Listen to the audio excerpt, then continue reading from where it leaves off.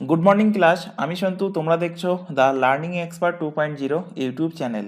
তোমাদের গতকাল ডাব্লিউবিসিএস 2023-এর প্রিলিমসের যে এক্সামটা হতে চলেছে তার জন্য হিস্ট্রির ওপর থেকে, ইতিহাসের ওপর থেকে last minute suggestion, most important কোশ্চেনের সাজেশান কিন্তু তোমাদের আজকের এই সেশনে রাখা হয়েছে। তো আজকের এই ক্লাসটা 5 নম্বর ক্লাস। এর আগে অলরেডি কিন্তু 4টে ক্লাস হিস্ট্রির ওপর থেকে নেওয়া হয়ে গেছে। এর পাশাপাশি ডাব্লিউবিসিএস এর প্রিভিয়াস ইয়ারে হিস্ট্রির উপর থেকে যে কোশ্চেনগুলো ছিল সেগুলোও কিন্তু অলরেডি তোমাদের নেওয়া হয়ে গেছে সেই ক্লাসগুলো। তো সেই ক্লাসগুলোর লিঙ্ক তোমরা উপরে আই বাটনে দেখতে পাচ্ছ, অথবা এই ক্লাসের ডিসক্রিপশন বক্সেও কিন্তু তোমাদের লিঙ্কগুলো দেওয়া থাকবে। তোমরা উপরের আই বাটন হোক বা ডিসক্রিপশন থেকে হোক, প্রিভিয়াস ক্লাসগুলো যদি না করে থাকো সেখান থেকে করে নিতে পারবে। তো শুরু করছি আজকে ইতিহাসের ওপর থেকে লাস্ট মিনিট সাজেশনের ফার্স্ট কোশ্চেন। 161 নম্বর কোশ্চেন, কারণ 160টা কোশ্চেন কিন্তু অলরেডি এর আগের 4টে ক্লাসে কভার করানো হয়ে গেছে। তো আজকের ফার্স্ট কোশ্চেন দেখো, ইন্ডিকার প্রণেতা কে, বা ইন্ডিকা এই যে গ্রন্থটা, এই গ্রন্থটা কে লিখেছেন? তো মাথায় রাখবে ইন্ডিকা গ্রন্থটা লিখেছেন মেগাস্তিনিস। অপশন নাম্বার বি এর কিন্তু সঠিক অ্যান্সার হবে। মেগাস্তিনিস কার সাথে ভারতে এসেছিলেন? তো তিনি এসেছিলেন সেলুকাস নিকেটরের সাথে। এবং তিনি কার সমসাময়িক, অর্থাৎ কার রাজ্যসভায় এসেছিলেন? তো মাথায় রাখবে তিনি চন্দ্রগুপ্ত মৌর্য, চন্দ্রগুপ্তের মৌর্যের সময় কিন্তু তিনি ভারতে এসেছিলেন। চলে আসো পরের কোশ্চেন, জাহাঙ্গীরের সৌধ কোথায় অবস্থিত? তো জাহাঙ্গীরের সৌধ এটা অবস্থিত বর্তমানে লাহোরে। অপশন নাম্বার সি এর কিন্তু সঠিক অ্যান্সার। চলে আসো পরের কোশ্চেন, যে মারাঠা নেতা মারাঠিদের কাছে হিন্দু সাম্রাজ্য প্রতিষ্ঠার আদর্শ তুলে ধরেছিলেন তার নাম কি? তো তার নাম ছিল প্রথম বাজিরাও। অপশন নাম্বার সি এর সঠিক answer. Very very important question, মাথায় রাখবে 2015-এর ডাব্লিউবিসিএস এর এক্সামে কিন্তু কোশ্চেনটা দিয়েছিল। চলে আসে পরের কোশ্চেন, মুঘল সম্রাট শাহজাহান প্রয়াত হন কবে? 1658, 69, 1670 না 1662? কত সালে মুঘল সম্রাট শাহজাহান মারা যান? তো এখানে যে কটা অপশান আছে প্রত্যেকটা অপশানই কিন্তু এখানে ভুল আছে। অ্যাকচুয়াল অ্যান্সার হবে শাহজাহান অ্যাকচুয়ালি মারা যান কবে? মারা যান 1666 খ্রিস্টাব্দে তিনি মারা যান। তো অ্যাকচুয়াল অ্যান্সার যেটা সেটা কিন্তু এখান থেকে মাথায় রাখবে। চলে আসো পরের কোশ্চেনে, কোন শাসক বুদ্ধ এবং মহাবীরের সমসাময়িক ছিলেন? মোস্ট ইম্পর্টেন্ট কোশ্চেন, বহুবার কোশ্চেনটা দিয়েছে এবং পাশাপাশি ডাব্লিউবিসিএস এর কোনো একটা সেশনে, খেয়াল আসছে না, ডাব্লিউবিসিএস এর কোনো একটা সালে কিন্তু কোশ্চেনটা দিয়েছিল। তো যাই হোক, বুদ্ধ এবং মহাবীরের সমসাময়িক ছিলেন বিম্বিসার। অপশন নাম্বার এ এর কিন্তু সঠিক অ্যান্সার হবে, তিনি হাড়চাঙ্গা বংশের তিনি রাজা ছিলেন। চলে আসো পরের কোশ্চেন, প্রাচীনতম বেদ কোনটা? অথর্ববেদ, ঋগ্বেদ, যজুর্বেদ না সামবেদ? এর মধ্যে কোনটা প্রাচীন বেদ? তো প্রাচীন বেদ হলো ঋগ্বেদ। অপশন এ এর কিন্তু সঠিক অ্যান্সার হবে। অনেক সময় কোশ্চেন দেয় সঙ্গীতের আলোচনা কোন বেদে করা হয়েছে? তো সঙ্গীত শুরু হয়েছে দন্তুস্বা দিয়ে, সামবেদ শুরু হয়েছে দন্তুস্বা দিয়ে। তো মাথায় রাখবে সামবেদে সঙ্গীতের আলোচনা করা হয়েছে। যজুর্বেদ কোশ্চেন দেয় যে যজ্ঞের আলোচনা বা কোনো তন্ত্র মন্ত্র, যজ্ঞে কি হয়? তন্ত্র মন্ত্র ইউজ হয়। তো যজ্ঞ বা তন্ত্র মন্ত্র এই সমস্ত কোন বেদে আলোচনা করা হয়েছে? যজুর্বেদ। কিভাবে মাথায় রাখবে? যজ্ঞের শুরু কোন অক্ষর দিয়ে? অন্তর্জা দিয়ে শুরু। তো যজুর্বেদও অন্তর্জা দিয়ে শুরু। তো এখান থেকে কিন্তু তোমরা রিলেট করে মাথায় রাখতে পারবে। চলে আসো পরের কোশ্চেনে, দিল্লির সুলতানির প্রতিষ্ঠাতা কে ছিলেন? মোহাম্মদ ঘুরি, কুতুবুদ্দিন আইবক, ইলতুৎমিশ না গিয়াসউদ্দিন বালবান? কে দিল্লিতে সুলতানির প্রতিষ্ঠা করেছিলেন? তো প্রতিষ্ঠা করেছিলেন Qutubuddin Aibak. Option number B এর কিন্তু সঠিক অ্যান্সার হবে। কুতুবুদ্দিন আইবক থেকে একটা কোশ্চেন মাথায় রাখো, যে কুতুব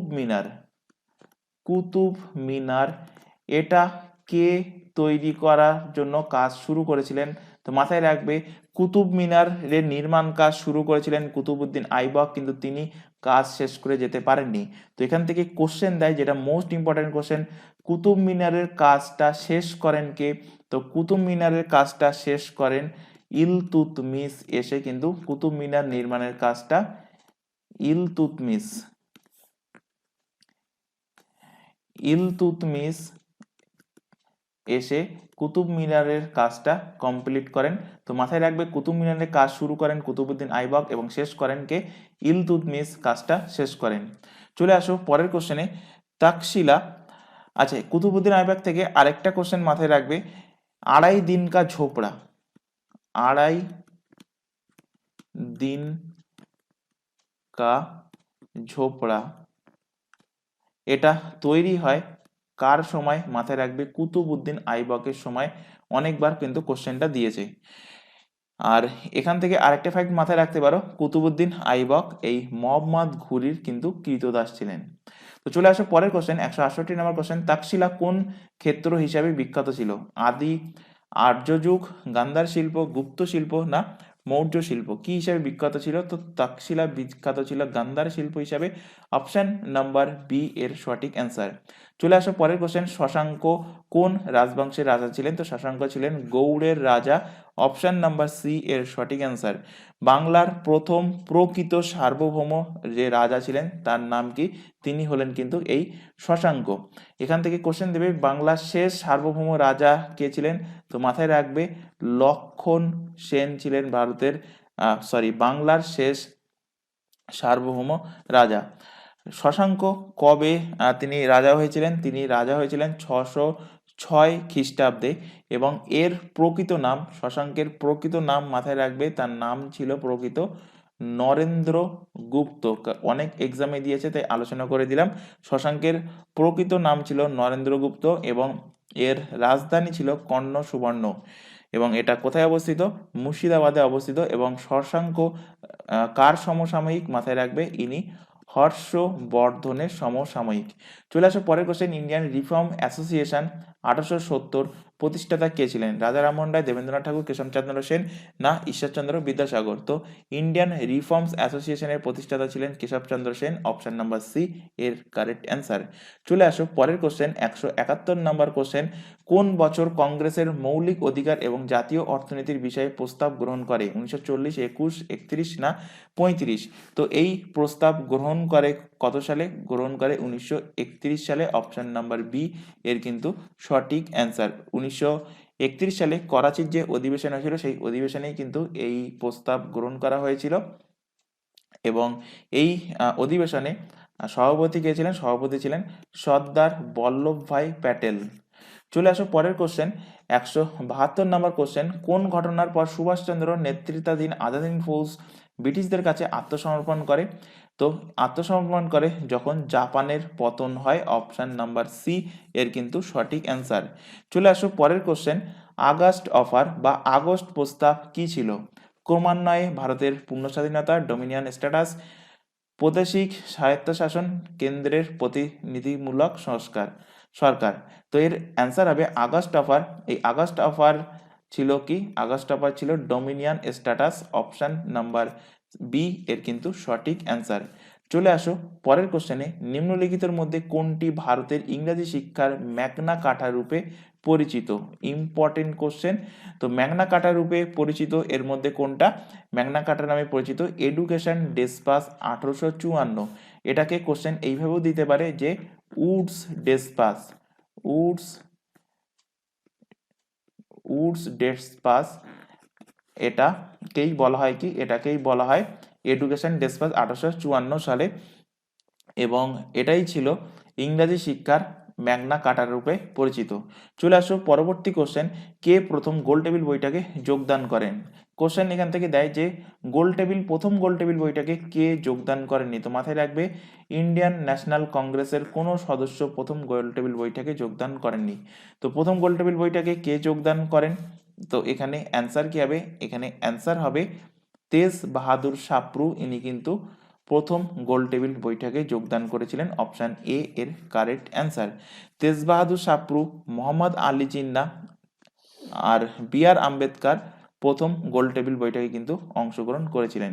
চলে আসো পরের কোশ্চেন, 176 নম্বর কোশ্চেন। কোন সালের আইনে ভারতের যুক্তরাষ্ট্রীয় বিচারালয় গঠিত হয়েছিল? 1891, 1909, 1919 না 1935? তো ভারত শাসন আইন 1935-এ ভারতের যুক্তরাষ্ট্রীয় বিচারালয়ের গঠিত হয়েছিল। তো অপশন ডি এর কারেক্ট অ্যান্সার।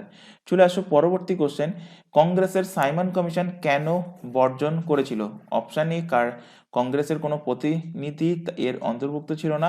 অপশন বি মুসলিম লীগের একজন সদস্য অন্তর্ভুক্ত ছিল। অপশন নাম্বার সি ভারতের নিজেদের সংবিধান স্থির করার জন্য দাবিকে নস্যাৎ করা হয়েছিল। অপশন নাম্বার ডি এটি নির্ধারিত সময়ের 1 বছর পূর্বে নিয়োগ হয়েছিল।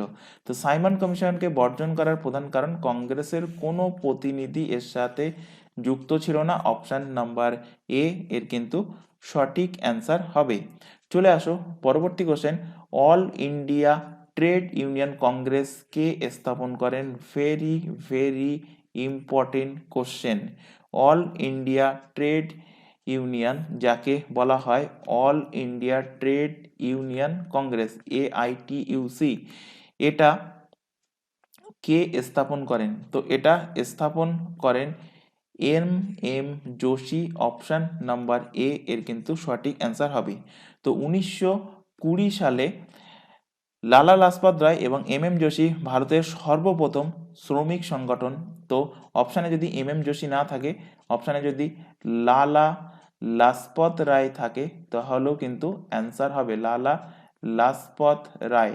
তো লালা লাজপত রায় এবং যোশী ভারতের সর্বপ্রথম শ্রমিক সংগঠন, যার নাম all India trade union congress, AITUC, এটাকে প্রতিষ্ঠা করেন।